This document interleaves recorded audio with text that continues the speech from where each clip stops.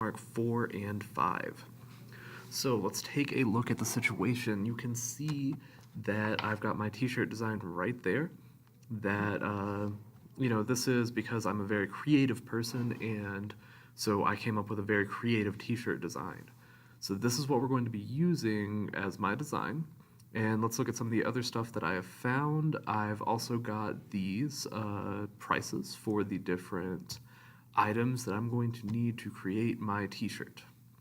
And that leads us to here, which is what I have already done for benchmark 2, which is right there, and then benchmark 3, which is right here. You notice I didn't include the cost for labor. That's probably because I'm going to be using the free work of students. Did I say that? No. Okay. So what's cool about this recording is now I can just come through and write up what we need for these different things. So these are going to be two different equations. My first equation, that's going to be how much it costs to create a shirt. So y is equal to, and we've got our initial expense, which is $2,011. And then we've also got our cost per shirt. So initial expense, 2011, that was right there. Cost per shirt. This is what we're going to put right here, and it's going to be 1.84. But remember, this is per shirt. So per shirt, that means that we're going to have an X right there. Okay, now I can go through and also create a price equation. So my price equation should be fairly straightforward. It costs I'm selling the shirt for $10. So that's going to give me 10x. So this is my cost, and then what I'm selling the shirt for. So at this point, what I'm going to suggest you do is I'm going to put right here, I'm going to put a video about elimination. Right here, I'm going to put a video about substitution. Right here, I'm going to put a video about graphing. And right here, I'm going to put a video about tables.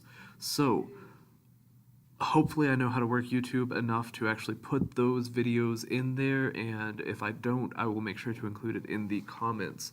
But what I'm going to do right now, I'm going to pause the recording, and I suggest that you do as well, and go to one of those 4 videos. Go to all 4 of them. Find a method that you can use to solve this system of equations. Okay, that system of equations needs to be solved. So, pausing the recording, go through, try it out, see what you can do.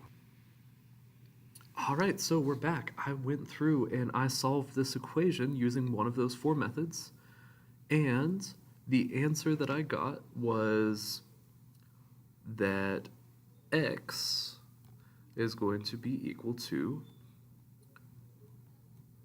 246.45 shirts, rounding correctly there.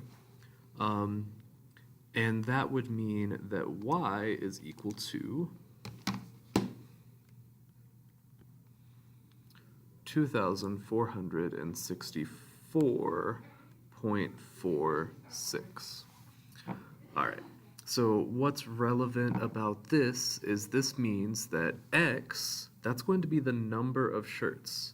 So I have to sell 246.45 shirts to recoup the initial cost of starting a shirt manufacturing.